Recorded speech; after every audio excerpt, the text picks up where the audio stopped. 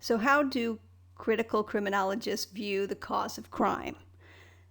They believe the key crime-producing element of modern corporate capitalism is the effort to create surplus value. What is surplus value? Profits produced by the laboring classes that are accrued for business owners. How is surplus value increased? How do they make more?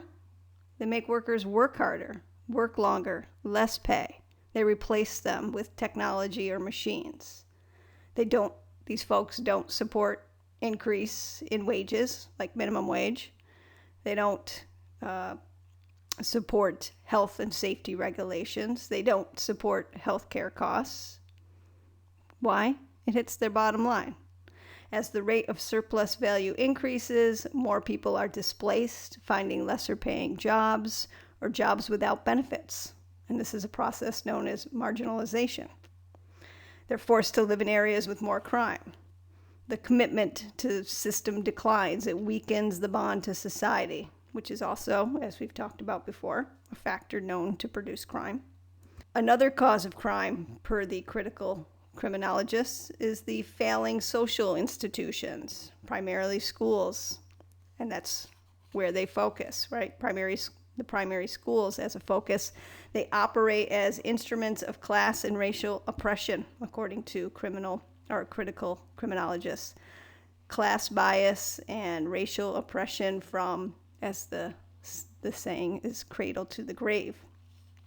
Educational disparities exist. We've talked about it among race, and they're significant, ranging from scores on the standardized tests to dropout rates to high school completion rates. Schools in inner cities that are primarily attended by African Americans and minorities are generally known as the quote-unquote dropout factories, in that they account for about half of all high school dropouts each year. One link to the problem with educational disparities is how kids are disciplined in school districts. African Americans receive more disciplinary infractions than children in any other racial category, despite the similarities in the actual conduct that causes the infractions and the disciplinary infractions. So, social institutions and crime. Globalization is another view on the cause of crime. What's globalization? It's creation and maintenance of transnational markets, the free market. It's a free market. So how is globalization linked to crime and criminality? The economic boom created with the fall of the Soviet Union and China's entrance into the World Trade Organization has significant costs and threatens the world economy. How does it do that?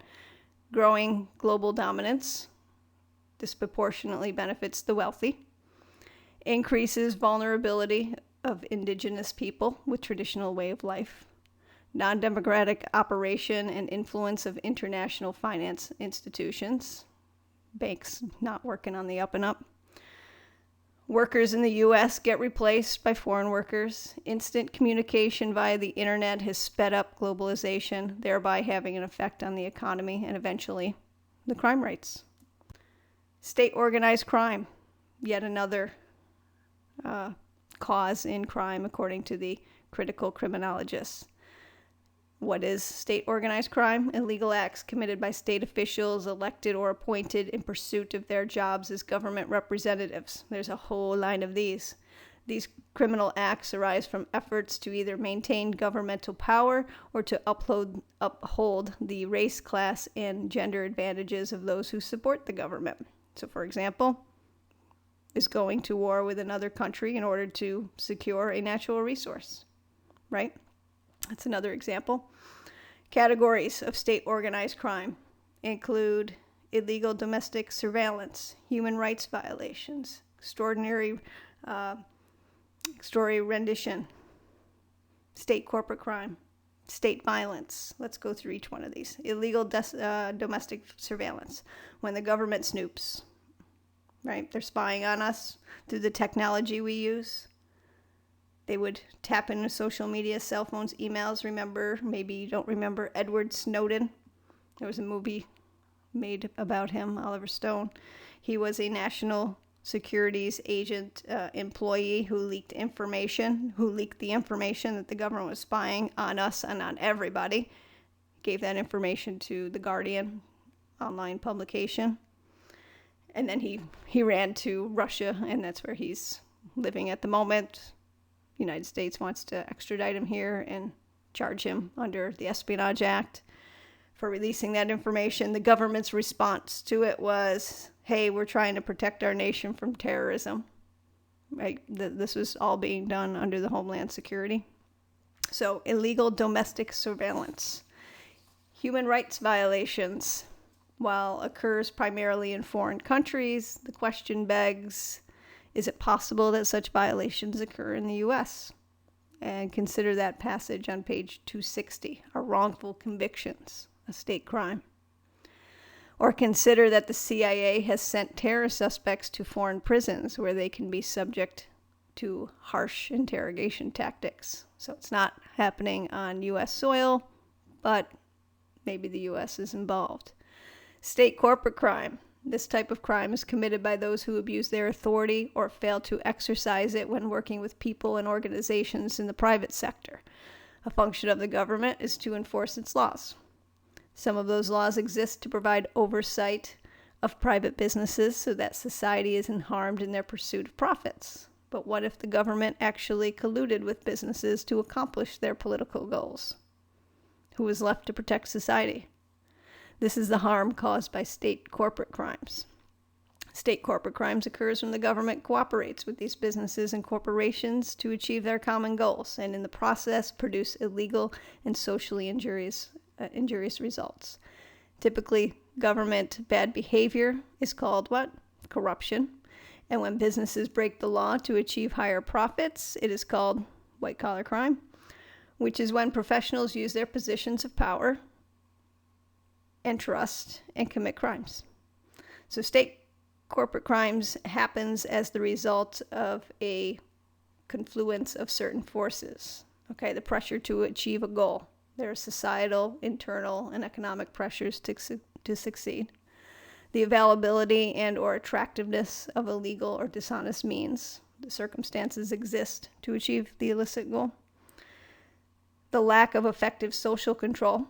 There's poor oversight, often compounded by assistance in the crime from the overseeing authority. For example, let's say that Terrible Tom, CEO of a tech company, meets in a back room with Super Spy, the head of the nation's domestic intelligence department. Together they conspired to put chips in everyone's cell phones so Super Spy can keep tabs on people. In exchange, Terrible Tom will get a pass on selling tech to foreign countries, which otherwise would be against the law. That would be an example.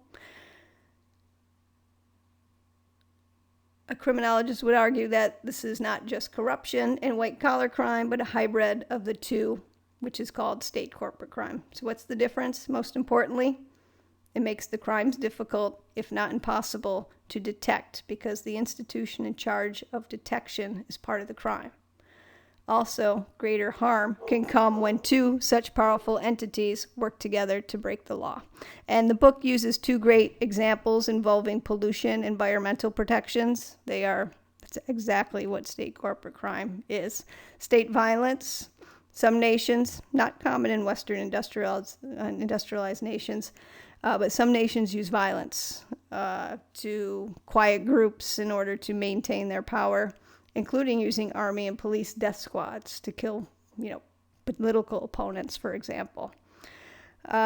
Also on this list should be war and political corruption as a cause of crime under this particular view. So these are the causes of crime for the critical criminologists, but not all share the same view of society and its control by the means of production. There are two other views, instrumental and structural, which is going to be discussed next.